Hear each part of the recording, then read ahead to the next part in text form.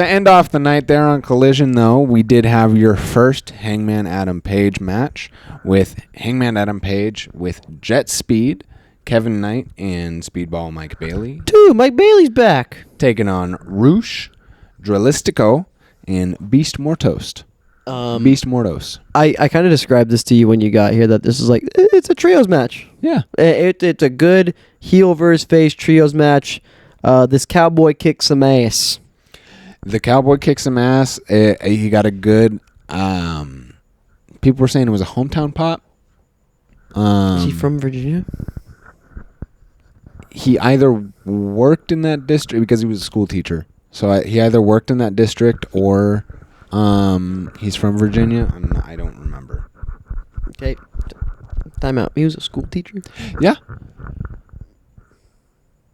He used to educate children. He used to that's why he stands for the rights of workers, because teachers deserve to be paid more.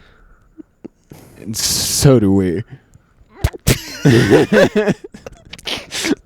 Two white guys. So straight into AEW Dynamite. Just I think we can just go to Dynamite. Two white guys with a podcast. Because Dynamite also opens with Hangman Adam Page and MJF meeting face to face.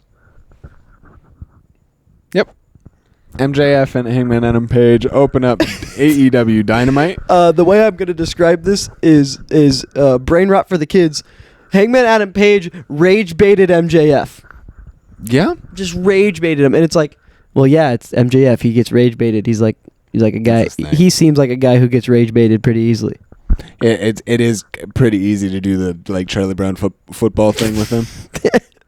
Hey, MJF. Dude, you're gonna make the field goal. That's what MVP did last week, actually. You're gonna make the field goal. Oh! Yeah. You almost had it. Yeah. They had a back and forth. Hey, but he was good in that before, too. Back and forth exchange of words between the Hollywood star MJF and the cowboy Hangman Adam Page. Hangman Adam Page...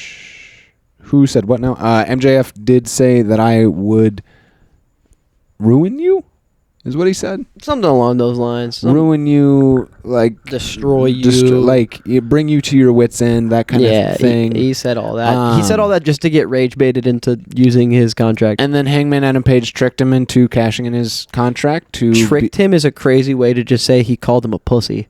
For a World Heavyweight Championship match at Forbidden Door. It is just a crazy way to say that, though. Because that's what happened. I mean, Hangman. It was a great promo. Hangman Adam Page did say that he's been through hell. The people accepted him for who he is and who he was. To become their world champion, and he saved AEW. Even with his flaws, he is still a people's champion. He knows better in the second reign. All that. It really does show where both of these characters are at, especially comparing that.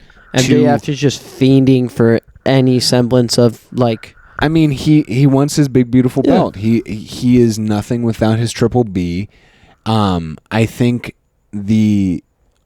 something that I see with AEW that is done really well that WWE does not do as well. I don't want to be that podcast. You're gonna be that podcast. But he keeps doing the thing where he says, I don't want to be that guy, and then is that guy. But for the next 10 minutes, I want to be this guy.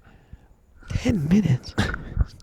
AEW has a better world championship chase scene than the WWE. It really does feel like guy... Are you talking about right this second? Are you talking about on August 13th, 2025, or are you saying in the general time period of the last couple of years? Because that matters. General time period of the last couple of years. I don't know, man. WrestleMania 39 and 40 was kind of cinema. That's what I'm talking about. That is the chase it's chasing Roman Reigns. I'm saying it. Most obviously in AEW, you have the big dog, Hangman Adam Page. He is king of the mountain right now, king of shit fuck mountain. And then you see MJF Bobby Lashley, all these other, Will Ospreay, Swerve Strickland, climbing up this mountain. They all want the World Heavyweight Championship, and it all seems like an equal. They all have an opportunity at any week to grab the championship from them because it's that hungry, and that's why like rankings matter so much in AEW. You know, in WWE, you can argue you see that main title scene of the CM Punks, the Seth Rollins, the Yeet Merchant, that kind of thing. It's just a different chase, and I don't think one is better than the other per se because they're taking it in different directions. Because I think a lot of people like when there's one clear guy that everyone's chasing, right? Yeah. Like, and I understand what you're saying is like 1 week it could be Swerve, 1 week it can be Hangman, 1 week it can be MJF, and that's really cool and that's really interesting. And I agree to an extent, but also like when Roman Reigns was in his run, it was like who's gonna be the guy to do it, and I think that's just as cool. I think who's gonna be the one? Like each time he enters a new feud, is this the one? Is this the one? And I think that's really. I think it's a different. I would say level of it. If you imagined Roman's title reign, Nice. And you like, what I'm saying is like, all the feuds with Brock and Cody and Seth, like if they were all kind of like happening at once and building at the same time, and like there were tension with 3 separate, like imagine the tension. But does that not? First of all, that did happen. You did have Brock, Roman, and Seth all at the same time. That's why the cash-in happened when that happened. Yeah. So, first of all, that did happen. Sorry to be that guy. First of all, no. Well, Sorry, you are sorry that to guy. be the actually guy, but I'm actually. Second of all, that can also take away. Yeah. That can take away from how prestigious your champion is. The reason Roman Reigns having that long of a reign and the build to it is like, okay, he's had this thing for 900 days. He's had this thing for 1,000 days. Who's going to be the one? Yeah. And the storyline of Cody losing at 39 to winning at 40 was awesome. Was amazing. Like, looking back, like, I think WrestleMania 39 was a better match. WrestleMania 39 was a better match. But you don't get 40 without 39. But what the fuck did Cody do in that? The thing was like, I'm going to sound like such a douche. It doesn't matter when you look back at it. I'm just saying when you look back at it. I know, we can't do anything to change the past. I'm just saying I'm not even saying that. I'm saying when you look back at it, you don't think of what was in between 39 and 40.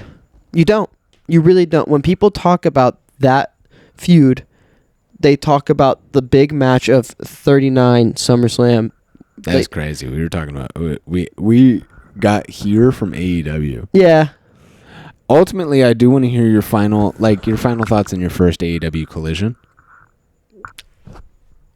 Just because we did kind of like skip right into Dynamite. Do I sound like a bad person when I say really good B show?